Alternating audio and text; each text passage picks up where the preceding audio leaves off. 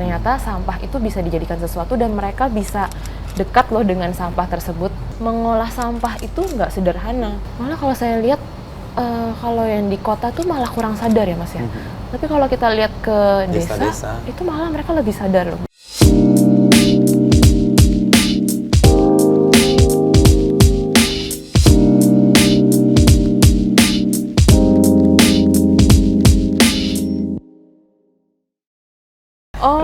Iren Patricia Iren Kusuma. Patricia Iren Kusuma. Gimana ceritanya lo bisa terlibat di hal-hal yang kayaknya lompat dari belajar akuntansi, lalu ya kemudian bisnis ya? Iya. Di S2 di Australia, iya. di Monash, iya. Terus sekarang ngurusin Mortier. Iya. Gimana tuh lompatan-lompatannya dan dari mana awal mulanya itu, Bra? Iya, lompatannya ya mulai dari ya karena S2 itu sih Mas. Karena S2 itu jadi punya kesempatan untuk nyimpang nih dari yang jurusan akuntansi. Emang dari awal lebih demen ke arah yang dari kecil memang pengen buat sesuatu lah untuk lingkungan. Oke. Tapi kan nggak diberi kesempatan ya. Jadi mau ngambil landscape, tadinya mau ngambil landscaping di Indonesia gitu, ambil kuliah landscaping, tapi nggak dibolehkan oleh orang tua. Ya udah, kita pas S2 kita coba nih tetap Master of Business tapi kita ambil yang spesial di sustainability. Jadi dapat sekali tuh framework soal sustainability, gimana company bisa shifting dari yang business as usual jadi lebih sustainable. Tapi kan udah begitu aja tuh Mas, balik ke Jakarta mau ngapain nih, bingung kan. Karena pekerjaan 2018. Oke. Karena pekerjaan yang di bidang sustainability di Indonesia waktu itu masih belum terlalu banyak.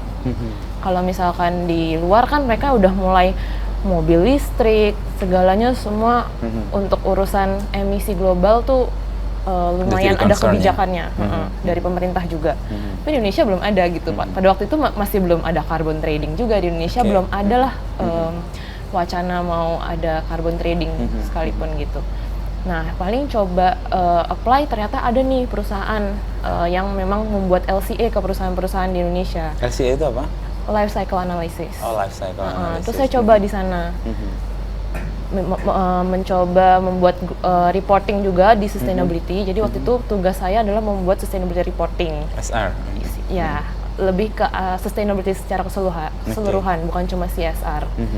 Tapi waktu itu saya suka sama job itu, suka sekali gitu. Tapi waktu itu mikir, kok kayaknya akhirnya berkutatnya cuma di reporting gitu, nggak ada sesuatu yang bisa diubah ke lingkungan gitu. Jadi kalau di company kita cuma memberikan rekomendasi, tapi kan habis itu prosesnya lama ya, panjang untuk sampai akhirnya mereka jadi bisa aksi. Beralih.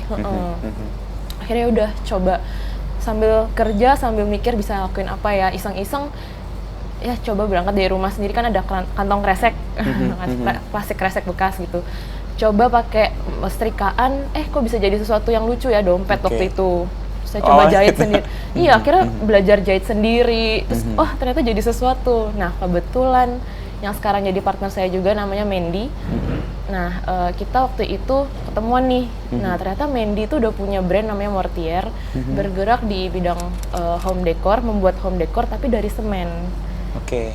Nah, terus beliau punya keresahan juga ternyata soal lingkungan.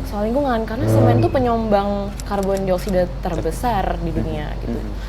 Kemudian kita jadinya bersama-sama gimana caranya kita mempertahankan brand Mortier. Waktu jadi saya bergabung sama dengan dia. Kita coba membuat masih home decor juga, tapi kita coba cari alternatif material lain dari bukan semen. Jadi mulai dari sampah tutup botol sama kresek. Jadi eksperimen yang saya lakukan juga bisa lebih lanjut dilakukan di Mortier juga, dan bisa ada nilai jualnya juga. Eksperimen yang tadi nyetrika cuma kresek. Nyetrika itu. Nyetrika kresek tapi ada asapnya juga. Jadi adalah beberapa kali sempat berpikir ini sebetulnya baik dan aman untuk dilakukan apa enggak, seperti itu. Tapi ternyata kita setelah searching masih aman kalau untuk tipe plastik HDPE dan LDPE. HDPE sama LDPE secara sederhana dibedakannya apa? Karakteristik properties dari plastiknya ya. HDPE itu high density polyethylene. Kalau LDPE itu low density polyethylene. Dua-duanya aman untuk di recycle. Yang HDPE itu contohnya adalah tutup botol, kalau LDPE itu kantong plastik. Oke, tutup pada botol. umumnya. Kalau botolnya sendiri itu masuk? Itu PET, Oh, polyethylene. PET, lain lagi. Wah, ini Beda istilah-istilah lagi. yang Beda lagi. Kalau untuk home industry seperti kami di Mortier, kami nggak bisa melakukan daur ulang PET. Itu butuh mesin canggih yang biasanya pembuatan mesinnya pun dari luar ya biasanya, bukan dari Indonesia. Nah, dari proses kan tadi memilah dua ya, HDPE sama LDPE, dan kemudian itu jadi solusi untuk mortier yang home decor yang tadinya pakai semen. Iya. Secara bisnis jalan nggak tuh? Atau ada tantangan lain yang ketika pakai alat atau Betul. bahan itu? Itu kan awal pandemi tuh, Mas. Kita pikir wah ini mungkin nggak jalan ya karena ya udah, tapi kita tetap eksplorasi aja terus. Cuma dari modal awal tuh loyang, oven, sama mesin cacah sederhana. Oke, loyang buat apa? Cetakan. Oh, oke. Loyang sama cookie cutter. Kalau tahu Mas buat biasa bikin kue. Kue ya, cookie Ya, jadi kita cutter. coba lelehin nih, tutup botol, terus kita potong-potong. cetak. Oh, Nah, oke. ternyata ada beberapa temen juga kok jadi tertarik untuk ikut workshop di tempat kami. Ya udah. Terus kami lihat juga sebetulnya barang ini punya potensi gitu. Karena dari warnanya pun sudah menarik ya, Ya, Mas. ya. Ini kan? Nah, iya. Ini gitu. terus ini juga. Oke. Nah, gimana dia bisa diminatin? Itu penting dari segi desain. Jadi kita melihat, oke, kalau dia sampah, kalau orang tahu ini dari sampah, mungkin orang belum tentu mau beli. Jadi kita coba ubah pola pikirnya. Jadi gimana caranya kita bikin produk, tapi orang lihat produk ini lebih ke arah menariknya dulu nih. Desainnya berarti Desainnya yang akan dulu, disasar. iya, desainnya dulu. Baru setelah itu mereka jadi penasaran ini bahan apa ya, baru mereka akhirnya tahu, oh ternyata ini dari sampah, akhirnya lebih dihargai lagi juga Oke. produk tersebut gitu sih. Nah, berarti kombinasinya yang tadi belum kejawab sih, apakah secara bisnis menjadi solusi atau malah justru cost-nya gede dengan menghindari semen lalu pakai sampah? Cost-nya lebih besar, Lebih besar. jauh. Jauh. Ini kalau dibandingkan dengan kayu misalkan ya Mas ya, karena kan kita membuat home decor Ya. 2 kali lipat, cost-nya juga dua kali lipat. Cost-nya Tapi 2 kali gimana? lipat, material 2 kali Iya. lipat. Tapi gimana caranya kita mengedukasi customer juga bahwa kalau ini memang materialnya dari sampah. Dan mengolah sampah itu nggak sederhana. Pertama kita ambil tutup botol yang sekarang ini mungkin orang nggak terbiasa untuk mencuci dulu tutup botolnya. Mereka langsung taruh aja di tempat sampah, tercampur dengan bahan makanan dan kotoran lainnya. Akhirnya lebih susah untuk kami mencuci. Akhirnya ada cost lagi dicuci. Untuk mencucinya. Kemudian mencacah. Kemudian habis dicacah kami mencuci lagi. Jadi 2 kali costnya untuk itu. Kemudian baru bisa menjadi material yang siap digunakan untuk dilelehkan gitu. Jadi dari segi bisnis awal-awal kami memang agak sulit ya Mas ya. Tapi kita cari cara lah gimana caranya supaya tetap bisa jalan dari segi bisnisnya. Ya dengan balik lagi kita mengedukasi juga customer, lama-lama customer juga penghargaannya paham. lebih tinggi. Iya, betul. Jadi gabunganmu kan tadi kamu ketemu temanmu ya, si Mandy ya, Iya. yang punya brand Mortier. Iya, Lalu dari sisi desain siapa yang menggarap? Erin juga atau dengan Mandy juga? Awal-awal kami hanya berdua, belum ada desainer. Tapi nggak lama setelah kami paham bahwa ini perlu desainer khusus, kami akhirnya meng-hire desainer. Oke. Yang waktu itu ada teman kami juga, namanya Retno, yang sekarang lagi kuliah nih Mas, Oh, ngambil industrial design juga di UK. Nah, dari kami bertiga itu akhirnya bisa membuat barang yang lebih bagus juga dari sisi desainnya, supaya bisa diterima di masyarakat juga. oke. Proses kemudian bikin barang itu satu hal, lalu diterima masyarakat kan hal lain. Produk mana yang membuat Iren dan Mandy dan kemudian Retno tadi yakin bahwa ini layak nih diperjuangkan? Produknya ya Mas yang Misalnya paling yang menerima atau yang sudah memakai itu dan memberi apresiasi sehingga kamu yakin atau kalian yakin bahwa ini nih yang perlu kita luaskan, entah edukasinya kah atau pemahaman publik, penghargaan atas karya ini. Kan akhirnya jadi karya ini, bukan sekedar produk kan? Iya, betul. Mungkin lebih ke stool ya Mas ya. Jadi stool itu kan kita pikirkan juga waktu itu kolaborasi kita dengan desainer juga Mas, kalau stool dengan Grab. Jadi kami nggak bisa sendirian nih, kami paham kami ada kekurangan di segi desain, kami juga masih kurang dalam segi market, jadi kami kolaborasi dengan desainer. ternyata stool ini sampai sekarang penjualannya bagus sekali, Mas. Kita nggak menyangka dari mereka cari aja sendiri gitu stool daur ulang.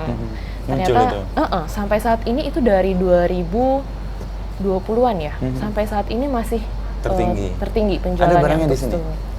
Kayaknya nggak ada. Nah, ada versi mininya, Mas. Ini versi besarnya ada di workshop. Oh, di workshop. Ini yang versi kecilnya, mininya. Namanya kursi Louis, mini Louis. Terinspirasi dari TPA Louis ya.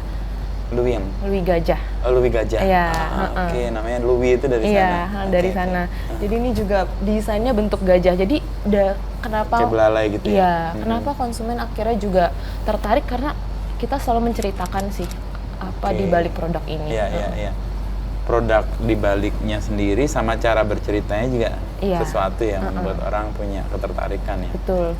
Ditambah juga kami melakukan workshop, Mas. Jadi part edukasi itu part yang nggak bisa dihilangkan dari Mortier. Jadi kami terus melakukan workshop. Jadi kalau ada tawaran, bisa nggak Mortier bikin workshop di sini? Ayo aja, kita bikin dulu aja workshop. Akhirnya kan mereka jadi paham gitu ya dengan material ini, dengan isu lingkungan. Karena menurut kami daur ulang itu satu hal, tapi sebenarnya ada yang lebih dari daur ulang. Kita mau masyarakat tuh paham soal isu yang lebih menyeluruh, isu sampah ini. Karena daur ulang aja di pengelolaan 3R aja tuh terakhir sebetulnya, Mas. Betul, ya. Harusnya kita lebih dulu reduce di depannya, gitu, di depan. Jangan sampai mereka salah paham nih. Oh, udah ada yang bisa daur ulang, kita pakai terus aja plastik ini dengan gampangnya, dengan padahal mudahnya. harus ada pencegahannya. Betul, dan daur ulang tuh nggak mudah gitu. Proses edukasi itu. Iya, edukasinya penting. Nah, workshop itu kesempatan untuk memberikan pemahaman itu juga. Betul. Ya. Kalau dalam konteks untuk membangun sebuah, kan ini kayak jadi ekosistem ya. Dari Iren sendiri bikin punya knowledge tentang sustainability, ketemu dengan produk yang membuat home dekornya, lalu ketemu desainer, lalu dimarketkan, ketemu dengan pasar. Untuk market sendiri, untuk produk-produk kayak gini tumbuh nggak di Indonesia? Penghargaannya kah, atau ya gitu-gitu aja, atau apa kendala paling utama yang sering dikeluhkan atau disampaikan? Kalau di pasar ya biasanya harga sih, pasti mereka terus concern tentang kenapa lebih mahal gitu ya? Kenapa mahal? Akhirnya bisa jelasin nggak kenapa lebih mahal, selain tadi ya bahwa memang produksinya heavy-nya 2 kali kan, cucinya tapi mereka mungkin awal-awal tanya kenapa mahal, tapi akhirnya belakangan ini, Mas, banyak sekali yang ya udah gitu, kayaknya mereka udah paham dengan material ini juga gitu. Karena dari mereka juga perlu ada gerakan dari company biasanya supaya lebih green gitu, arahnya lebih sustainable, dan mereka pahamnya cara yang mudah untuk mereka lebih sustainable dengan memakai produk-produk seperti ini gitu. Misalkan di office mereka bisa ganti top table-nya. Kalau mereka ekspansi punya office yang baru, mereka ganti top table-nya yang tadinya kayu dengan bahan ini. Atau ada juga klien yang mungkin karena kami juga menerima sampah dari klien, minta diolah. Nah, walaupun itu cost-nya jauh lebih tinggi dibandingkan kami membeli sampah dari bank sampah, tapi tetap kami layani supaya company itu juga bisa menceritakan ya ke konsumen yang membeli produk mereka, kalau ini mejanya terbuat dari sampah kalian juga loh, misalkan produk minuman gitu, tutupnya kami olah, ambil di off-taker ya, mereka yang off-take lagi. Jadi muter ya, justru kami senang yang seperti itu sih, Mas. Jadi edukasinya tuh dapet gitu, dan mereka pun senang gitu, karena ternyata walaupun mereka menghasilkan sampah, tapi paling nggak mereka ambil lagi sampahnya dan mereka olah, maksudnya mereka bisa gunakan lagi di toko-toko mereka. Ya meskipun nggak terlalu besar, tapi kesadaran bahwa mereka menghargai produk dari daur ulang itu tetap ada ya, dan tumbuh ya. Tumbuh, sekarang ini tumbuh. Dan kayaknya kan ada ketidakadilan ya, atau unfairness soal ini kan produk yang dibangun dengan kesadaran penuh bahwa ini mengolah. Sementara produk yang lebih murah itu kan sembarangan aja. Iya, ada externalities yang nggak dihitung itu. Nah itu dia sih, Mas, makanya dari kami juga gimana caranya, kami juga belum sempurna sih, Mas, dalam melakukan pendaur ulangan ini. Selalu kami refleksi lagi, ini jangan sampai juga kami mendaur ulang tapi kami menciptakan masalah lingkungan yang baru gitu ya, Mas, di apa yang kami daur ulang. Makanya itu terus kami refleksi lagi, evaluasi lagi gimana caranya menurunkan cost-nya dari sisi mana nih, efisiensinya dari sisi mana gitu. Misalkan di tempat kami ya udah kami coba kayaknya kami bisa bertahan nih dengan mempertahankan mas-mas yang ada di workshop aja, lebih kepada situ dan menjaga kualitas dari material produknya. Karena kalau sekali kualitas kita menurun, itu nanti efeknya akan panjang, nanti kliennya tidak akan repetitif lagi gitu. Jadi kami akan fokusnya sebetulnya ke produksi itu sendiri sih, eksperimen di material itu sendiri, dan perpaduan warna juga penting sih Mas. Jadi misalkan itu penting anak desain di situ kan? Iya, anak desain berperan penting itu di sana. Betul. Gimana caranya supaya dengan keterbatasan warna tutup botol yang ada tetap bisa jadi menarik, karena kita tuh punya idealisme sih Mas, kita nggak pernah mau ambil material yang baru ataupun pakai bahan-bahan pewarna tambahan, jadi semua pure dari tutup botol bekas. Jadi keluar warnanya dari situ aja. Karena tadi kesadaran bahwa jangan sampai produk yang dipakai untuk men-solve problem lingkungan malah menciptakan problem yang baru. Betul. Makanya kami selalu perbaiki apa yang bisa kami perbaiki di produksi. Dan proses untuk kamu belajar ketemu titik ini ada korelasinya nggak ada? Korelasinya. Artinya gini, pertanyaan apa yang dulu kamu pelajari? Sehingga terjun ke sini. Iya, ada banget sih. Walaupun sebenarnya nggak terlalu bisa waktu itu framework ya. Kalau ini kan konkret gitu ya. Walaupun aksinya dari sana ke framework ke aksi ini panjang dan sulit gitu. Misalkan aja dari segi sosial gitu ya, gimana caranya kita bisa mempertahankan aspek sosialnya juga nih dengan keberadaan produk berkelanjutan ini. Kita kan ambil meng-hire masyarakat, pekerja itu masyarakat sekitar yang betul-betul minim skill, nol malah skillnya. Mereka hanya lulusan SMA. Kamu mau bekerja apa enggak? Ikut. Itu prinsip salah satu social entrepreneurship kan? Iya betul, sebetulnya itu. Nah, komunitas. Nah mengapa kami juga mengambil karyawan seperti itu ya? Satu-satunya ya karena juga kami memikirkan kalau kami ngambil juga pengrajin yang memang sudah ahli, nggak ada sesuatu yang di-solve gitu. Karena ini mereka ini yang justru perlu dibantu karena mereka nggak bisa apa-apa. Ini yang di Cikarang? Iya. Mungkin kalau mereka ditempatkan di perusahaan belum tentu ada yang mau. Dengan skill nol seperti itu dan attitude yang seperti itu gitu. Jadi attitude juga kami bentuk. Di awal berarti ada fail-nya juga dong awal-awal. Failure itu selalu ada. Jadi kualitas kami di produksi itu biasanya akhirnya menurun juga biasanya karena budaya kerjanya juga belum optimal gitu dari merekanya. Itu harus dibentuk ya? Iya, dan itu betul-betul dari awal dibentuk. Jadi ada dari karyawan kami yang di workshop itu memang dari awal Mortier dibentuk sampai sekarang pun dia masih ada. Masih ada. Jadi dia tahu segalanya lah gitu. Dan itu buat kami lebih ada value-nya ya. Dan balik lagi kalau misalkan apa yang dipelajari dari dulu kuliah ya itu, jadi kita jangan cuma mementingkan hanya profit atau lingkungan aja tapi lupa dari sisi sosialnya. Nah ini kami jadi melihatnya semua jadi satu kesatuan walaupun sosialnya nggak secara langsung tapi ada gitu dampaknya. Contohnya juga seperti misalkan kalau kami mengkombinasikan material plastik ini dengan metal gitu ya, besi. Karena saya udah mempelajari juga bahwa jejak karbon itu penting gitu ya untuk dihitung. Jadi kami nggak bisa dengan gampangnya cari ya di Jepara aja gampang gitu kan. Udah tahu hasilnya bagus, nggak bisa. Jadi kami coba cari dulu nih pengrajin lokal ada nggak sih di sekitar sana gitu yang kira-kira bisa membuat material dari besi ini gitu. Dan ternyata ada. Tapi memang kualitasnya masih belum optimal. Nah, jadi itu tantangannya menaikkan kemampuan dia ya. Betul. Akhirnya dia bisa ngikuti standar kami gitu. Tapi itu butuh waktu sih dan butuh kesabaran. Persis, karena kan kita punya goals, tapi yang tersedia dan mau nge-solve problem di situ kayak masih jauh tuh kan, Iya. butuh waktu yang panjang. Iya.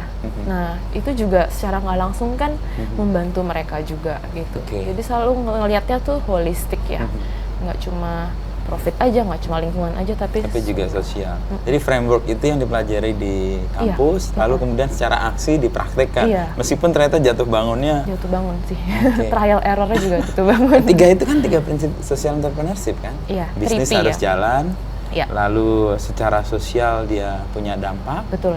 dan lingkungan yang kemudian Betul. diperhatikan karena itu Betul. bagian yang membuat dia sustain kan? Betul. Oke. 3P itu Mas. 3P ya. Iya. People, profit, Planet. planet. Iya. Ya. Itu jadi bagian yang ada di frameworknya lalu dipraktikkan di Iya. Mortier. Iya. Tapi kalau di perjalanan itu part mana yang paling berat? People. Pasti kebayang sih. People. Bagi mau di sana kan di Cikarang dan mau mengambil lokal Iya. karyawan ya di Iya. sana. Sekarang Sampai karyawan berapa sekarang. di sana? 6. 6. Oke. Sampai Full. sekarang juga masalah masih people. Lingkungan satu hal, karena tapi kan kami terus bisa memperbaiki lah ya. Tapi people ini yang memang budaya Indonesia tuh kalau misalkan kita nggak terus mendampingi terus Meleset lah. iya, tapi nggak apa-apa. Mereka akhirnya sekarang udah mulai saya agak tinggal gitu Mas ya. Mereka udah bisa mulai jaga quality-nya ya. jaga kualitas. Health and safety juga walaupun dikasih perangkat nih supaya mereka Kadang-kadang aman disiplin. gitu. Nggak disiplin. Tapi sekarang ya puji Tuhan sih udah membaik lah. Oke, ya. Dan itu jadi bagian yang menenangkan juga kan, Iya. setidaknya dari sisi kontrol terhadap quality-nya bisa dilepas Betul. dalam konteks gak harus dijagain terus. Betul, Kan. Repotnya kan di awal-awal itu betul. kan harus dijagain. Dan selalu kami briefing ke mereka di awal juga, Mortier tuh nggak akan bisa berjalan juga tanpa kalian gitu. Jadi ya Dia kita part dari story ini ya. Kita saling kerjasama dong gitu. Nah, dari awal kita selalu tekankan itu sih Mas Oke. ke merekanya. Dan kita ketemu kan awal-awal di Ciputra ya waktu itu. Iya, di dan Ciputra. kita ngeliat, Iya. gue ngeliat produknya dan ngerasa oh, ini keren banget. Secara desain terus kita Iya. ngobrol, emang kuncinya di desain. Iya. Bahwa produk yang kita pakai atau material yang kita pakai men-solve problem lingkungan satu hal, tapi kalau desainnya jelek dan nggak bisa Betul. secara function optimal kan ya orang nggak Betul. pakai. Dan yang waktu itu Iya. cerita di Ursula aja dipakai ya. Itu gimana ceritanya? Iya. Kursi-kursi Jadi atau bangku? kursi lab, kursi Oke. lab IPA itu kita diajak oleh Design Mate, nama interiornya. Design made? Pada waktu itu Ursula mau merombak beberapa ruangan seperti bangsal OR, ruang lab IPA, Ya. dan kami diajak sih untuk mengisi bagian ruang lab IPA itu dengan material yang sebetulnya itu hasil kerjasama dari murid Santa Ursula juga Mas, karena mereka mengumpulkan tutup botol Oke. di Dropbox di sama sekolah. seperti itu. Itu di sekolah. Tadinya itu ada di sekolah Santa Ursula. Jadi mereka coba mengumpulkan, lalu ini jadi suatu bukti lah bahwa ternyata sampah itu bisa dijadikan sesuatu dan mereka bisa dekat loh dengan sampah tersebut. Barang yang mereka gunakan sehari-hari di kursi lab IPA itu mereka bisa akhirnya menyadari bahwa oh sampah bisa menjadi sesuatu yang lebih berguna ya gitu dan lebih menghargai juga. Oke, jadi mereka lebih hati-hati juga kan dengan Lebih hati-hati juga perilakunya ya terkait dengan Betul. lingkungan. Dan mereka itu mengumpulkan sampah tutup botol ini juga tanpa ada insentif ya Mas ya waktu itu. Jadi Voluntary aja. voluntary aja. Jadi nggak ada nanti ada iming-iming dikasih sesuatu atau misalkan tambah poin GoPay, nggak ada sih Mas. Jadinya memang Jalan. mereka tahu bahwa ini kampanye untuk akhirnya nanti tutup botol yang mereka kumpulkan bisa jadi kursi gitu. Di lab IPA itu Di ya. lab IPA, Oke, secara waktu berapa lama itu dilakukan? 3 bulan. 3 bulan. 3 bulan. Dan bisa jadi untuk semua atau tetap mengumpulkan dari material yang lain? Nggak bisa, tetap karena untuk menjadi satu kursi itu butuh sekitar 4 kilo ya. 4 kilo tutup? Iya. Oke. Dan satu tutup botol itu cuma 2 gram Mas. Jadi kalau 4 kilo itu ya 4.000 bagi 2, 2.000 tutup botol. Jadi sangat banyak. Sangat banyak, makanya 3 bulan itu Iya. mereka mengumpulkan. Ada tutup botol dari tempat lain nggak? Itu semua dari Ursula? Ada di tempat lain, Oke. tapi dari hasil project juga. Oke. Jadi bukan dari material baru yang tutup botol baru, tapi kita kan punya sisa project ya Mas biasanya. Oke. Hasil cuttingan yang kita nggak pernah buang, tapi Terus kita cacah panasin lagi. Oh, dicacah, Iya. diproses lagi Iya, ya. Karena minggu lalu gue ke kamu di Luhur. Oh itu juga ada ya Mas ya? Iya, dia kan Iya. bikin juga bangku dan meja, tapi Betul, alasannya betul. lebih karena udah rusak, Oh. 60 tahun dan butuh Iya. perubahan karena postur anak sekarang dengan 60 tahun lalu agak berbeda. Oh, Kebutuhan mejanya juga, luasannya juga beda. Iya, Jadi ya mirip movementnya, makanya Bagus itu. nyambung juga Iya. dengan dan dijadikan materi untuk pelajaran juga. Iya. Pelajaran matematika dan kimia jika Iya, untuk iya, lihat waktu itu. berapa ngumpulin sampahnya Iya, dan iya. masing-masing. Nah ini kalau dibuat semenarik itu kan anak-anak juga bisa dalam proses itu belajar Iya. juga kan secara Betul. langsung. Dan waktu itu kami juga melakukan workshop di Santa Ursula. Yang Jadinya- di pos. Iya, jadinya jadi satu rangkaian program mengubah tutup botol menjadi sampah ini supaya mereka punya bayangan gimana sih caranya kok dari tutup botol bisa jadi bangku gitu. Iya, iya. Mereka tahu lah, punya experience gitu. Itu. Yang Iren sebenarnya awal dari setrika doang tuh tahu ya. Iya. Yang di Santa Ursula kita pakai mesin catokan rambut, Mas. Oh, buat memanaskan. Buat memanaskan, iya. Akhirnya mereka bisa bikin gantungan kunci sendiri. Oh, dari Iya. sampah-sampah kresek itu. Iya. Oh. Dan kreasi-kreasi mereka malah buat kita, wah, Amazing. kita nggak pernah nih bikin seperti Kepikiran ini. jadi kayak gitu ya, kreativitas anak-anak Iya, remaja ya. Iya, betul. Nah, mungkin kreativitas juga itu sebetulnya balik lagi jadinya tumbuh karena klien itu sendiri sih Mas, yang mereka juga demand-nya macam-macam ya, Macam-macam pengen ya. bikin ini, pengen bikin itu, instalasi segala macam. Yang akhirnya kita, karena kita juga melayani, jadinya ya akhirnya bisa terjadi gitu produknya sesuai yang mereka harapkan juga. Oke. Dengan pemahaman akan materialnya juga ya. Karena kan ada keterbatasan kalau material Proses. seperti ini. Iya, iya. Nah, proses untuk kemudian menemukan klien atau partner yang punya desain tertentu ingin digarap itu kan sebenarnya challenge juga kan? Iya. Sesuatu yang bisa ya garap, nggak hanya bikin stall atau nggak bikin kursi, tapi Iya. ada sesuatu yang lain itu, instalasi kayak tadi. Iya, betul. Itu dari mereka yang memang reach out ke kami, lalu oh ya coba deh, kita coba dulu deh gitu, bisa jadi apa. Ya ujungnya nanti nggak berhasil, paling nggak kita Sudah pernah proses, mencoba, ya, tahu dapat prosesnya knowledge-nya ya. tahu. Iya, betul. Nah ini pertanyaan yang umum sebenarnya, kan Iren S1, S2 bahkan di luar, lalu sekarang bekerja di sesuatu yang lo ngapain sekarang yang ngurusin sampah gitu? Atau gimana lo bisa menjelaskan profesimu di antara teman-teman atau setidaknya orang tua lah pasti yang bertanya kan, lo ngapain sekarang? Tapi ya ternyata orang tua saya yang tadinya betul-betul anti gitu ya Mas dengan kegiatan yang saya lakukan, ujung-ujungnya mereka sekarang rutin setiap bulan gitu ya, mereka ini ada sampah nih tolong deh diambil di rumah gitu, mau nggak mau saya jadi ke rumah, balik ke orang tua terus ngambil sampah, terus akhirnya ya tapi memang kita nggak bisa berharap sesuatu yang instan sih Mas, memang semua ada prosesnya gitu dengan jadi permasalahan sampah ini memang butuh, kita nggak bisa anti gitu dengan orang yang memang masih belum paham dengan habit yang sustainable, kita nggak bisa langsung gitu ya pendekatannya, memang perlu intervensi gitu, seperti yang awalnya cuma ya sekedar kalau punya sampah tutup botol dikumpulkan dong, terus akhirnya kan tahu bisa dijadikan tas atau dijadikan gantungan kunci. Saya cuma kasih nih awalnya tas gitu ke orang tua, ini coba lihat gitu tasnya seperti ini, kok bagus ya. Akhirnya jadi ada apresiasi. iya, karena itu sih memang agak sulit juga untuk menjelaskan ini profesinya apa ya, tapi ya tetap sih karena memang untuk lingkungan, jadi tetap lanjut juga sih Mas, masa mau berhenti tengah jalan cuma karena pandangan orang yang kamu kerjanya kok kayak gitu sih gitu, berurusan sama sampah yang kotor gitu kan.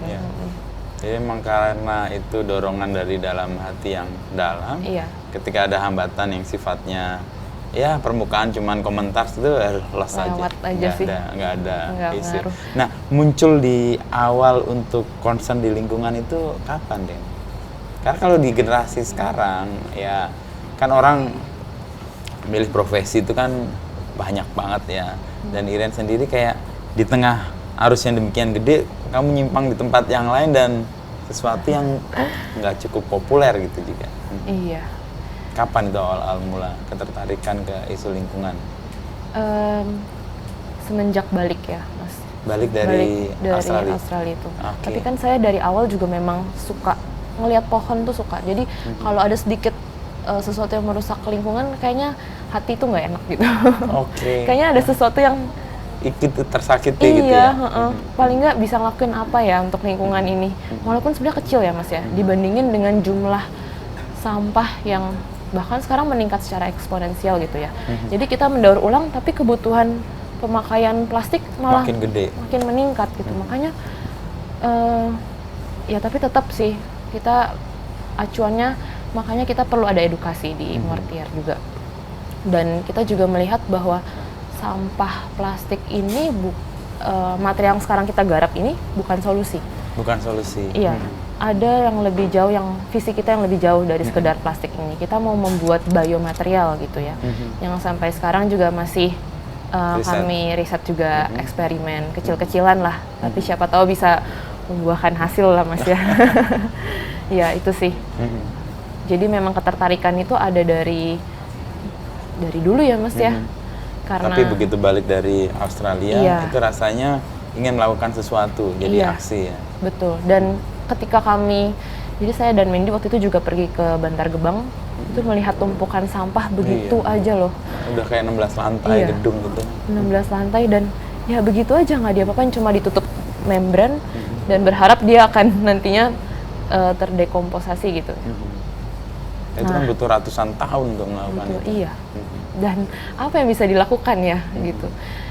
Ya paling nggak kalau misalkan ini langkahnya kecil gitu ya, paling nggak edukasinya sih Mas, supaya orang tuh mencoba gaya hidup yang lebih sustainable gitu dengan tahu barang-barang produk berkelanjutan ini gitu. Jadi mereka paham kalau bisa sih bawa tumbler ya, nggak usah pakai nggak usah beli tutup botol kemasan, beli botol kemasan gitu.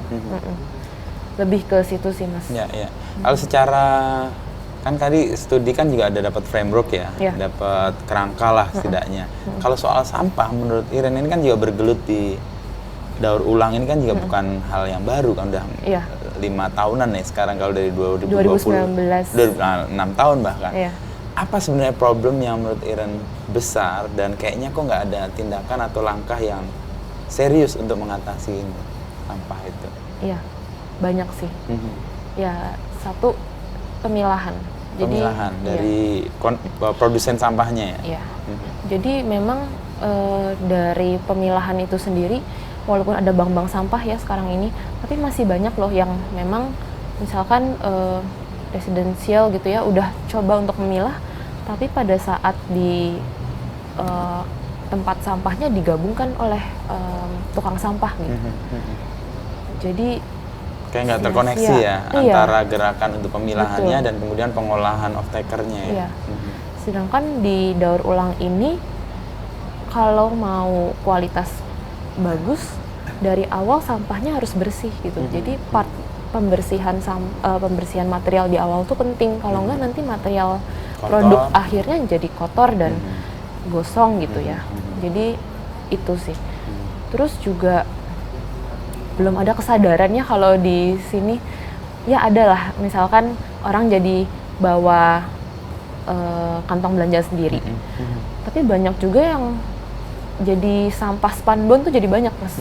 Karena tiap kali belanja lupa bawa tas, beli tas spanbon, akhirnya sekarang spanbon menumpuk gitu di mana jadi sampah lagi gitu. Jadi isu sampah tuh benar-benar kompleks sebetulnya. Nggak cuma sampah plastik tapi sampah secara keseluruhan. Perlu balik lagi sih, perlu dari individu itu yang kalau misalkan individu ini semua bergerak individu semua bergerak dan sadar, itu pasti efeknya akan jauh lebih besar daripada di ujung kita atasi mendaur ulang. Harus dari awal ya. Dan ada beberapa gerakan sih, saya kemarin ketemu dengan teman di Makassar. Ada satu kabupaten yang sedang mencoba peraturan daerah dan ini mendorong supaya pemilahan bisa dilakukan. Nggak tahu secara framework framework bisa nggak dipakai. Jadi akan didorong secara aturan, sampah yang tidak dipilah dari rumah nggak diangkut. Nah, itu bagus. Keren kan? Keren banget. Jadi sampahnya kan tetap di rumah Jadi, itu. iya, Jadi orang akan dipaksa secara regulasi dengan konsekuensi yang nyata. Iya. Sampahnya nggak diangkut kalau dia nggak milah. Iya. Itu kan nanti bisa ditingkatkan, nggak milah dan nggak bersih nggak ada yang diangkut. Kan bisa juga kan? Betul. Tapi kan itu tahapan awal kan. Betul. Nah, Itu ini yang akan menggolkan berlaku di perda tuh. Itu yang berlaku juga soalnya di luar negeri ya. Jadi saya terbiasa dari dulu semenjak di Australia itu kalau habis minum atau makan dari kantor, bahan karton, kita pasti bilas sedikit baru Bersih. masuk tempat sampah dan ada pembedanya tempat sampahnya.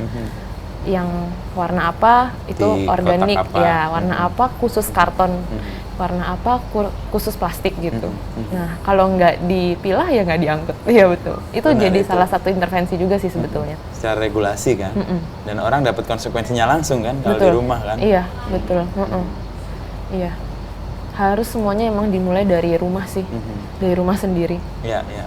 Dan untuk proses menjadikan itu gerakan massal kan, kalau cuman mengandaikan silahkan susah, harus ada regulasi yang membuat orang kalau nggak melakukan ini dia akan menerima konsekuensinya langsung di depan hidung dia. Iya, betul. Karena kan bau dia nggak akan Betul. punya apa Bau. iya kan pasti dia akan bergerak Iya, tuh. mau nggak mau dia. Cuman kan kayaknya belum ada tuh aturannya lagi didorong di Sulawesi itu mudah-mudahan bisa Mudah-mudahan jalan. bisa di Jakarta juga sih mas. Wah, kalau ngelihat sampah Jakarta yang ke Bantar Gebang 7.000 ton ya ampun. Itu baunya dari 2 km udah kecium kan? Iya. Karena demikian masifnya. Betul. Buat mereka yang udah terbiasa sih di sana kayak nggak ada apa-apa sih rasanya mas. Kalau kita waktu itu sempat bincang-bincang sama yang kerja di Tinggal di sana, sana. udah terbiasa aja dengan bau seperti itu. Karena udah beradaptasi kali ya. Iya, karena dengan udah beradaptasi. Iya. baunya, dengan suasananya. Sebenarnya itu sesuatu yang bisa dicegah karena kan kalau sampah makanan itu malah tercampur sampah plastik itu malah terurainya lebih lama dan gas metananya dihasilkan juga jauh lebih besar dan itu lebih bahaya dibandingkan gas karbon dioksida. Jadi pengalinya itu lebih besar. ya? Dampaknya lebih besar. Makanya pemilahan tuh penting banget sih. Dari rumah ya. Dari rumah. Gitu. Dan kalau misalnya kayak di Jepang itu kan juga menarik deh, ya pemilahan iya dan mereka punya kesadaran bahwa sampah itu urusan dia sendiri, bukan urusan orang lain. Betul. Makanya kalau mereka makan atau minum dia nggak nyari tempat sampah, Betul. ditaruh di saku mereka atau dikantongin untuk dipulang, dipilah sendiri di rumah. Betul. Kesadaran dari individu sih ya. Kayak pemain bola ya mas ya, yang waktu itu di Jepang lawan Indonesia, mereka mengutin sampah orang Indonesia. Aduh sebagai orang Indonesia kita, kan, iya dia supporter. ngumpulin karena emang punya kesadaran bahwa dia berangkat bersih, pulang juga harus bersih kan. Meskipun bukan dia yang nyampah, dia akan bersihin juga. Malah kalau saya lihat kalau yang di kota tuh malah kurang sadar ya mas ya. Tapi kalau kita lihat ke desa, itu malah mereka lebih sadar loh. Nah, ini temuan yang menarik. Kadang-kadang kita berharap, nggak tahu, mumpung Iren kan belajar juga sustainability ya. Orang beranggapan itu sustainability itu kan isu dari luar atau knowledge yang datang dari negara-negara yang maju. Padahal kalau kita tengok lagi perilaku atau kebiasaan masyarakat lokal kita jauh lebih sustain loh. Betul. Iya, Padahal kan? mereka nggak kenal istilah sustainability, mereka jauh lah dari itu. Mereka cuma dari sekedar ini ada plastik. Baiknya kita bisa diapain ya, dipakai lagi dong, masa langsung dibuang karena sayang plastiknya masih bisa dipakai gitu. Dan mereka biasanya juga bungkus makanan tuh dari daun pisang mas. Persis. Jadi nggak ada tuh namanya plastik tuh nggak ada. Dan mereka peduli sekali sama kali mereka. Kalau sampai ada sampah yang terbuang di kali kan mereka juga yang kena dampaknya. Dan sayang sekali kalau misalkan kita yang di kota ini tuh cuma asal membuang sampah gitu aja, yang akhirnya itu kan namanya hulu ke hilir gitu kan, lama-lama itu kemana-mana ke laut yang di luar negeri bahkan.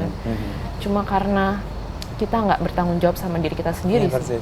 Dan di lokal-lokal wisdom ya, atau hal-hal yang dilakukan secara turun-menurun dari daerah-daerah itu, mereka punya cara untuk mengatasi problem yang sekarang jadi problem masyarakat modern. Betul sih. Dan lingkungan mereka sebenarnya udah solid tuh untuk menyelesaikan itu. Betul. Seperti mereka bisa mengkompos sendiri. Jadi itu nggak ada tuh mereka namanya daun terus dibuang ke tong sampah. otomatis mereka punya pohon pisang, Ya. taruh aja di situ nanti terurai Persis, dia akan sendiri. tumbuh. Dan Iya. kalau di desa-desa itu, nah, itu kembali ke ini sebenarnya knowledge yang perlu dikembangkan atau dimunculkan lagi supaya orang sadar bahwa ini sustainability itu perilaku kita sejak lama. Iya. Cuma namanya aja sekarang jadi Iya, sustainability. betul. Misalnya kayak sampah, saya ingat di daerah saya di Klaten itu di rumah Simba itu deket kebunnya itu pasti ada kayak apa istilahnya, mereka nyebutnya kayak jogangan. Jadi dikeduk, nah itu untuk sampah-sampah makanan, daun kering, Iya. tumpuk di situ, Iya. beberapa saat diaduk lagi, terus kemudian jadi Kompos, pupuk iya. untuk itu Iya. dilakukan itu. Betul, tanpa kita perlu ajari caranya kan, itu memang mereka udah melakukan itu sejak lama gitu ya Mas ya. Sayang sih, gimana caranya kita bisa seperti Iya. itu ya. Tapi kita melihat ada beberapa persoalan sih yang sampah ini. Kalau Iren kan diproses bagaimana pendaur ulangan, dan tadi kan Iren bilang daur ulang itu bukan solusi untuk masalah sampah yang demikian gede, karena kalau kita lihat persentase riset terakhir kan hanya 9% yang Terdaur ulang. Iya. Sementara 81%-nya itu kan di Indonesia terutama menumpuk. Iya. Jadi gunung-gunung sampah itu ya. Iya, perlu gebrakan baru sih. Jadi kita tuh cuma sebagai penggerak lah Mas. Harusnya adalah dengan apa yang kita lakukan itu paling nggak dari korporat yang lebih besar, mereka coba mencari alternatif lain gitu. Mungkin dengan mencoba merecycle 100% dari barangnya mereka, tapi kan kembali lagi belum ada ya Mas, tahu saya yang memang bisa recycle 100%. Misalkan botol kemasan aja pasti sedikit, paling nggak 90 berapa persen, misalkan ada sedikit pasti bahan barunya gitu. Atau 70% biasanya, 30% bahan baru. Dan tanggung jawab korporat menurutmu gimana kan?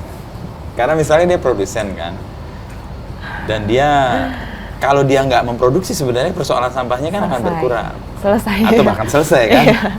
Nah, proses untuk mereka bertanggung jawab sejauh ini kalau di-compare lah, kamu kan studi ya soal sustainability di negara-negara lain itu gimana dilakukan compare ke Indonesia misalnya?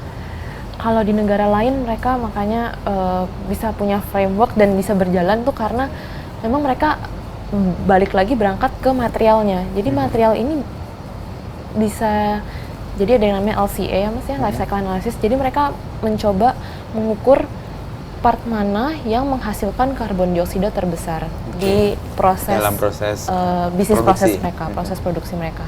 Itu dulu yang diselesaikan gitu. Jadi kalau memang itu dari materialnya, oke, dari material ini harus dicari betul-betul pengganti yang ramah lingkungan gitu. Dan memang investasinya lumayan besar, betul. Tapi mereka selalu melihatnya stakeholder value gitu dibandingkan shareholder value. Jadi mereka melihat value secara keseluruhan ya, dengan mereka bisa lebih sustainable, akhirnya stakeholder value tuh jadi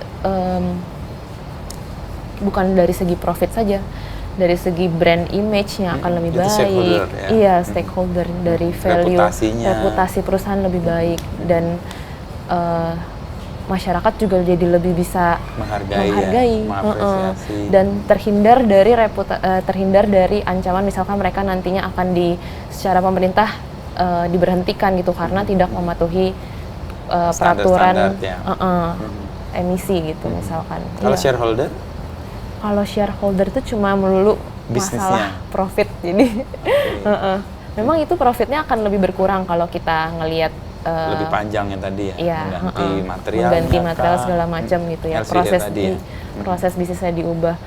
Tapi misalkan dari yang tadinya pakai fossil fuel terus akhirnya ganti jadi solar, mereka harus mengganti operational building yang tadinya misalkan lampu bukan pakai smart yang lebih hemat, yang lebih hemat, LED itu diubah jadinya semua jadi LED lampunya, itu kan retrofitting building, itu kan semua cost lagi ya. Tapi balik lagi mereka lihatnya jangka panjang gitu, long term value-nya juga, bukan sampai sini aja gitu, karena suatu saat ini akan jadi masalah juga bagi mereka gitu. Mereka lihat jangka panjang gitu. Nah itu terjadi di negara-negara lainnya. Kalau di Indonesia, Iren sendiri melihat itu belum masih jangka pendek dan bukan stakeholder yang diperhatikan, tapi shareholder-nya. Shareholder value, tapi gimana ya, kita juga masih banyak karyawan gitu yang masih butuh untuk butuh lapangan pekerjaan. Jadi mungkin masalah jadi kompleks ya. Masalah jadi iya, jadi mulai dari mana agak sulit ya Mas ya memang. Nah sekarang kan tren dunia kalau kita lihat ya, kemarin Trump mendeklar lagi bahwa dia akan keluar dari Paris Agreement, meskipun yang term pertama juga dia melakukan itu ya. Tapi sekarang ini kan kayak tendangannya lebih kuat ya, dan kayaknya membuat kendor inisiatif di sustainability. Iren mengalami itu nggak atau merasakan itu di lingkungan? Sedih aja sih. Sedih. Dengan tahu bahwa Trump mengundurkan diri dari Paris Agreement, karena kan ini kesepakatan sebenarnya seluruh negara. Iya, kalau satu lewat atau nggak mau melakukan kan efeknya tetap aja iklimnya nggak akan. Sedangkan Amerika itu penyumbang karbon emisi yang cukup besar dibandingkan negara-negara seperti Indonesia. Kedua bahkan nih kalau di compare ke China ya. Kedua. Tapi China kan memang sekarang udah gerakannya juga lebih masif ya untuk arah dekarbonisasi ini ya. Sedangkan sebetulnya kan mereka justru harapan kita untuk mendapatkan dana gitu, supaya kita tuh terbantu lah, negara-negara ketiga itu terbantu dari yang sebetulnya kita kena dampak dari mereka juga gitu kan, setelah berpuluh-puluhan tahun ini, setelah semenjak pra-industri itu. Tapi buat kami sih sebenarnya tetap harus melakukan sesuatu lah, jangan kendor tetap iya. Kita nggak tahu juga nih pemerintahannya sampai berapa lama kan. Dan saya masih melihat kok di US itu nggak cuma, maksudnya masih ada aktivis-aktivis yang mereka tetap teguh ya untuk menyuarakan dan berjuang di situ. Bahwa ini tuh salah gitu. Bahwa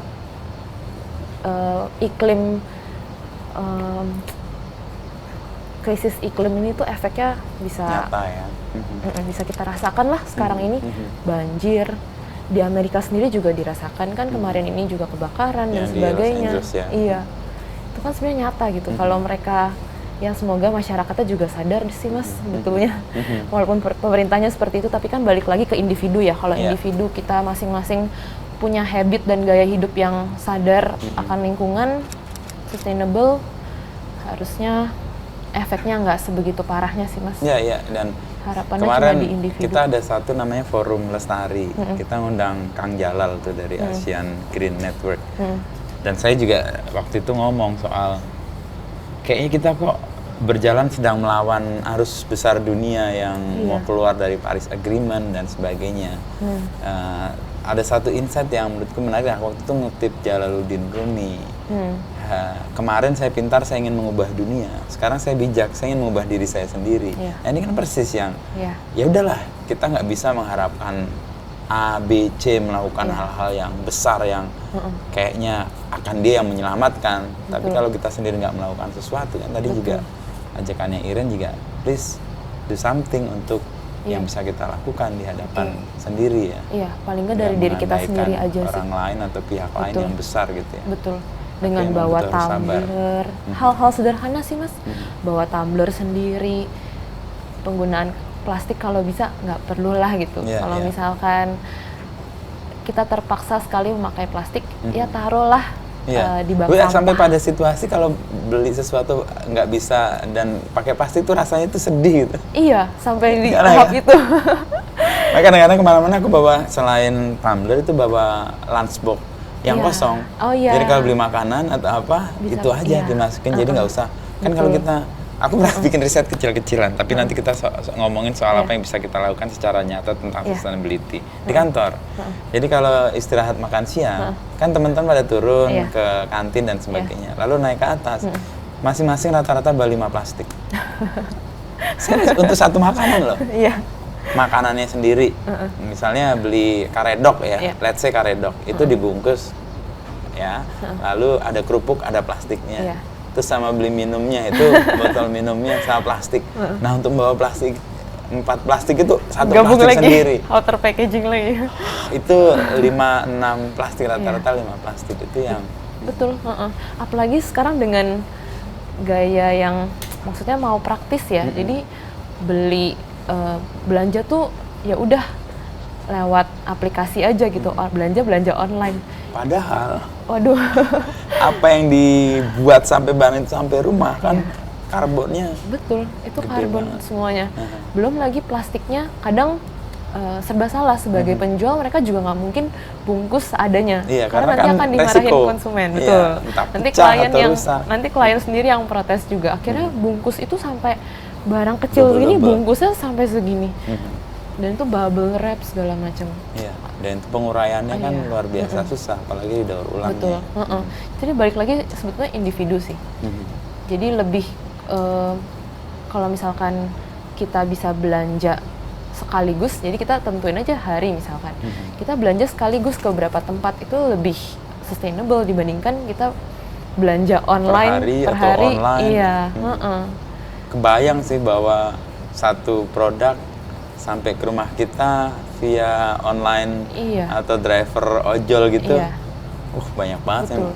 sampah-sampah Dan buat plastik. kami kan juga mendaur ulang bubble wrap ya, mungkin di sini nggak ada contohnya. Produk dari bubble wrap Dari yang didaur bubble wrap, ulang. betul-betul dari bubble wrap. Itu buat kami agak sulit kalau misalkan ada labelnya gitu, karena kan plastik bubble wrap itu nempel sekali sama solatip. Ya, ya. Belum lagi Nariknya susah banget label itu ya. resinya. Nah, itu buat kami sulit untuk memilahnya lagi gitu. Akhirnya tetap bisa kami daur ulang, tapi kan dari potongan-potongan kecil ya. Iya, Jadi iya. secara value juga sebetulnya ini tadinya bisa menjadi produk yang lebih besar gitu kalau Tapi misalkan karena tanpa dipotong-potong. ada resi, tanpa ada solasi, tapi ujung-ujungnya bisa jadi cuma produk kecil karena kan ya begitu sih, ada hambatan dari segi pemakaian plastiknya itu juga, pengemasannya. Ya, ya. Jadi kalau kembali ke langkah-langkah harian yang bisa kamu lakukan terkait dengan sustainability, selain pasti bawa tumbler, lalu bawa kantong belanja sendiri. untuk kemana-mana, itu selalu Iya. ada di tas tuh. Itu selalu ada di tas. Terus tadi belanja sekaligus, Belanja dalam sekaligus. sekali waktu gitu ya, Iya, misalnya sekali seminggu waktu. sekali. Betul. Dan pastikan itu akan mengurangi macam-macam banyak. Betul. Apalagi yang bisa kamu lakukan. Pemilahan. Pemilahan dari rumah. Dari rumah. Penting. Sederhana aja, saya terapkan di rumah, nggak perlu misalkan karena kan di rumah juga banyak orang ya, kita nggak bisa berharap mereka punya waktu untuk masing-masing Memilah sendiri. memilah misalkan kertas, plastik segala macam. Simple aja, sekali ada kertas atau plastik paling nggak dalam keadaan bersih masuk ke tong sampah yang sama. Oke. Berikut juga kertas, kertas plastik kering jadinya. Nah itu di satu tempat. Oke. Sisanya udah nggak apa-apa. Yang penting kita coba dulu seperti ini Mengurangi. gitu. Nah itu habis itu kami oper ke armada kemasan biasanya. Oke. Aha. Armada kemasan nanti akan jemput sampah Untuk tersebut. ambil barang itu ya, karena Nanti ada mereka nilainya akan juga pilah. kan. Oke. Jadi sederhana aja, nggak usah terlalu mikir pusing karena kan pusing ya Mas ya kalau misalkan kita harus mikir lagi, kita udah capek misalkan sehari-hari pulang sampai malam terus masih harus mikirin sampah lagi Harus gitu kan. diapain? Ini kan jadi otomatis, jadi termasuk yang membantu saya di rumah, mereka terbiasa loh akhirnya. Setiap kali misalkan udah beli susu nih, udah selesai diminum, mereka pasti Kartonnya otomatis dibersihin. kucek sendiri, bilas oke. sedikit, terus nanti kalau udah kering masukin. Baru ditaruh tempat sampah yang. Iya, jadi kita bisa numpuk itu sampah sampai paling nggak 2 minggu, bahkan sebulan, baru nanti armada armada kemasan yang oke, jemput. Jadi oke, kita oke. kumpulkan dulu di rumah. Iya, iya. Karena posisinya udah bersih, kondisinya bersih, jadi juga nggak ada kendala ya, jadi nggak ada bau yang muncul. Iya, gitu. iya, karena udah Iya, dibilas ya ketika bilas. dia disimpan ya atau dibuang ya. Sesederhana itu sih. Kami di rumah juga melakukan, Iya. tapi ya memang jadi prosesnya dipanjang. Misalnya Iya. sampah makanan sama istri itu dijadikan kompos. Setiap 2 hari sekali itu sampah makanan tuh jadi dia tiap hari tuh Oh iya. di kebun gitu Iya, melakukan. iya, Terus karton dipisah-pisah. Jadi di rumah itu jadi kita kayak pengepul sampah gitu. Jadi rumahnya. Tapi itu lebih bagus loh Mas. Iya, artinya Sampah makanan ya kan akhirnya, satu hal yang ya memang effortnya jadi gede banget dan kita Iya. ngerasa rumah kita agak berantakan, tapi itu bagian dari tanggung jawab. Akhirnya saya menerima itu sebagai bagian tanggung jawab untuk lo nggak bisa menyerahkan sampah kepada orang lain. Kamu harus bertanggung jawab terhadap sampahmu Iya. sendiri. Itu gimana Mas? Seperti Jadinya pakai apa? Komposter. Komposternya. Jadi kami sesederhana dia belajar dari online itu, Iya. istriku pakai tong itu terus dibolong-bolongin. Oh, iya. Habis Jadi itu kompos ya. dikumpul di situ, diaduk-aduk berapa hari sekali sambil dia masukin lagi ditutup, betul. terus ada cairan tertentu lah yang membantu compostingnya lebih cepat ya. Iya, betul. Itu satu. Yang kedua, EM4 gitu ya. Ya, model gitu. Istriku ya karena dia ngurusin dan telaten banget. Kalau aku enggak, aku telaten lebih ngumpulin kardus, kertas, plastik. Karena di rumah itu sering ada pemulung yang lewat daripada dia harus ngondak, aduh kita udah pilahin, udah bersih. Ini ambil, kadang-kadang kalau nggak lewat saya telepon si satpam ngasih tahu. Pak Satpam kalau nanti ada pemulung suruh lewat rumah supaya dia ambil. Soalnya kalau numpuk di rumah juga banyak juga. Nah, itu memang langkah-langkah yang sebenarnya nggak sederhana, itu rumit juga loh sebenarnya. Dan itu harus ada kemauan yang cukup keras untuk merasa bahwa sampahnya tanggung jawab kita, tanggung jawab pribadi, bukan tanggung jawab pengangkut sampah. Betul. Atau boleh juga coba biopori, Mas. Jadi kita nggak perlu, jadi kita tetap taruh aja pipa, kita taruh aja udah kita. Rumahku nggak luas, jadi nggak punya kebun ya. Betul. Pakai kita punya 4 tong ya, dan kita punya kompos yang udah jadi kadang-kadang kita kasih aja ke tetangga atau tanaman di depan buat dia malah subur kan. Nah, itu langkah-langkah sih yang kalau semuanya seperti Mas Inu, masalah enggak juga. Tapi setidaknya itu jadi emang agak repot sih. Tapi orang mau melakukan itu ketika ada kesadaran. Nah, makanya kami juga di media itu melakukan upaya untuk terus literasinya itu. Paling nggak sadar bahwa sampah itu bukan tanggung jawab siapa-siapa selain dirimu. Betul. Bahwa kemudian diolah, ada orang yang mengambil itu sebagian, tapi sebagian besar tuh punyamu ya, misalnya tadi sampah organiknya, sampah kertas dan plastiknya dibersihin itu maju sih untuk membantu tadi dari sisi produsen sampahnya tidak lari ke TPA semua ya. Iya, betul. Wah, iya. Kembali ke Mortier deh. Mortier sebagai sebuah inisiatif, kan ini udah tahun ke-5 ya, mau ke-6 ya. 2019. Ya, 2019. Apa sebenarnya yang secara konsisten dan itu kayak menjadi energi yang mau diperjuangkan di situ? Balik lagi, kita tahu produk berkelanjutan ini, produk-produk seperti ini itu bukan solusi. Balik lagi, kita perlu memiliki visi yang lebih jauh lah dibandingkan lebih dari plastik. Itu makanya kami selalu mencoba eksperimen itu, Mas. Eksperimen di biomaterial itu yang bikin kami juga semoga aja bisa menjadi sesuatu yang jadi kita nggak melulu bergantung pada plastik gitu. Plastik satu hal, kami nggak akan meninggalkan daur ulangnya juga. Tapi kami merasa ada langkah yang lebih yang bisa kami lakukan gitu, dibandingkan plastik ini. Gitu. Jadi itu yang mungkin jadi energi juga. Dan PR kami juga belum selesai, Mas. Makanya kami juga masih melakukan ini karena di produksi kami, di operasional kami, pertama kami masih mau menyejahterakan karyawan-karyawan kami juga. Yang kedua, kami masih punya masalah juga. Kami walaupun mendaur ulang masih ada sampahnya loh. Nah, ini juga kami masih punya PR gimana caranya kami tuh bisa menerapkan prinsip net zero juga, net zero waste juga di operasional kami gitu. Jadi ini masih punya tanggung jawab juga. Dan sekarang dengan banyaknya pelaku usaha yang serupa, kami juga harapannya bisa menjadi role model gitu, Mas. Gimana caranya supaya jangan sampai apa yang kami lakukan itu menciptakan masalah yang baru lah gitu. Jadi kami bisa bertanggung jawab dengan bisnis kami sendiri juga gitu, operasional kami. Makanya kami masih terus sih berjuang untuk itu gitu. Sampai sekarang masih terus perbaikan, perubahan mesin, perubahan proses produksi gitu. Dan biomaterial itu kayak yang akan jadi goals di depan yang menjadi problem solving, nggak membuat plastik atau memakai plastik lagi ya? Iya, betul. Itu sejauh mana risetnya atau sejauh mana yang lagi dikembangkan? Apa tren dunia juga ke situ? Kalau tren dunia mungkin lebih ke Eropa ya, negara-negara Eropa, karena mereka sendiri mungkin sudah selesai dengan masalah mereka ya, Mas ya, dengan masalah edukasi juga udah selesai, ya masyarakat sejahtera, makanya mereka juga bisa punya kesempatan untuk mencari material baru gitu. Mereka jauh lebih maju lah dibandingkan Indonesia. Dan kami juga dalam melakukan riset juga melihat sumbernya juga dari mereka juga gitu. Dan di Indonesia sudah mulai banyak desainer individu bahkan yang mereka dan mereka mencoba misalkan membuat sesuatu dari bahkan kotoran sapi itu udah mulai ada banyak sih, Mas. Dan banyak juga yang bekerja sama dengan Erasmus Swiss ya, kedutaan Belanda, dan diakomodir juga oleh mereka supaya paling nggak kita bisa melakukan riset dengan material yang baru tapi dari sampah-sampah lokal, limbah pertanian kita gitu. Kalau di Mortier sendiri kami masih terbatas di limbah kulit singkong, ampas kopi, limbah kain. Yang udah kami coba. Sejauh ini misalkan yang kulit singkong pengaplikasiannya bisa ke produk fashion seperti tas. Itu masuk kategori biomaterial? Biomaterial. Nah, tapi memang masih ada kendala. Misalkan gampang berjamur, tapi kan itu pro cons-nya ya.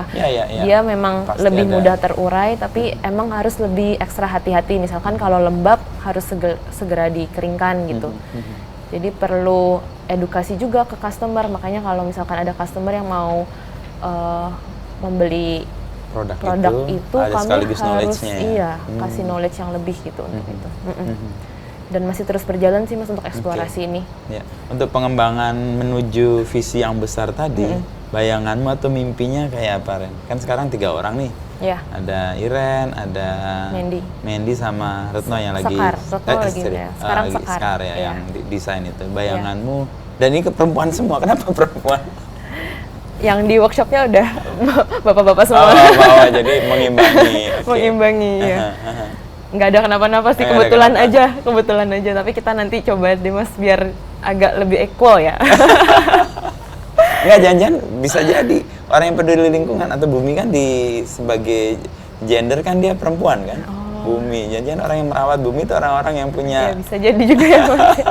Kebetulan yang di Mortier ini mereka emang awalnya juga seperti Sekar gitu juga apply ke Mortier memang karena concern terhadap lingkungannya juga, dengan tertarik dengan material ini juga gitu. Jadi bukan yang sekedar hanya mencari tempat untuk bekerja gitu ya. Bekerja. Tapi ada sesuatu yang mendorong dia untuk datang.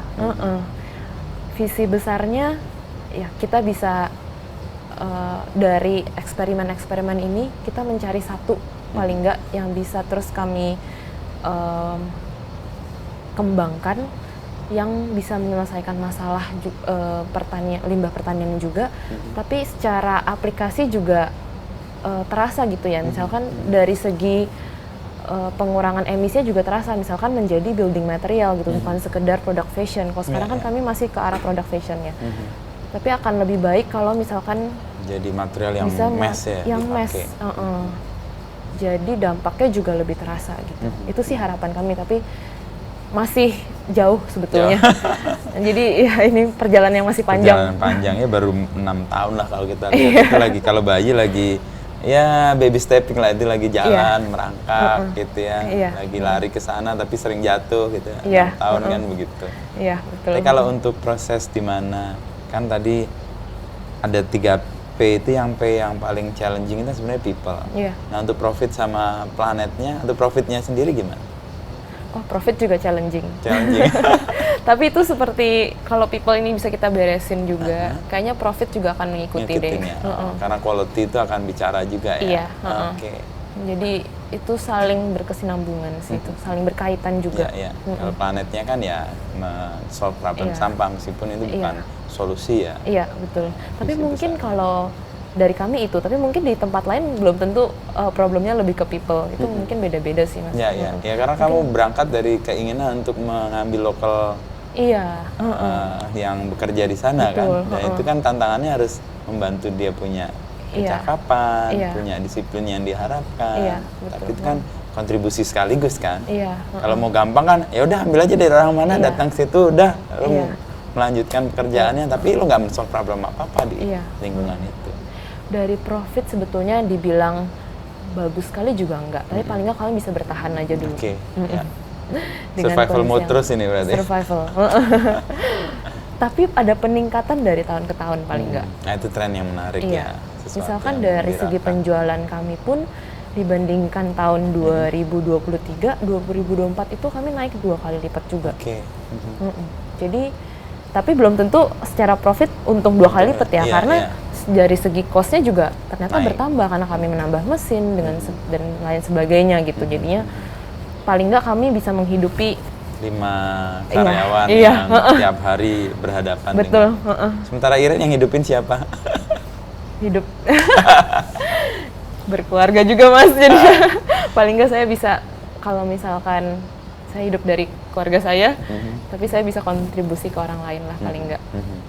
Nah, itu yang menyenangkan juga ya. Iya, Karena bisa jadi punya berdampak, motivasi juga sih Mas, bermanfaat. kalau nggak hidup nggak ada motivasinya. Thank you Ren, kita Iya. sudah ngobrol 1 Thank you, jam Mas tentang Inu. Mortier dan saya kebuka banyak hal yang oh iya ya, kita punya langkah-langkah sustainability yang harian yang bisa kita lakukan. Iya, Jadi karena sampah itu adalah persoalan dari hulu, ya di hilir, di hulunya harus kita cegah dengan kita sendiri bertanggung jawab dengan memilah. Iya. Itu langkah paling konkret meskipun challenging juga. Iya. Karena itu kan butuh ketekunan, butuh kesadaran terutama untuk bantu itu. Thank you. Thank Ren. you Mas Inu, thank you. Nah, ini produk-produknya Iren nih. Iya.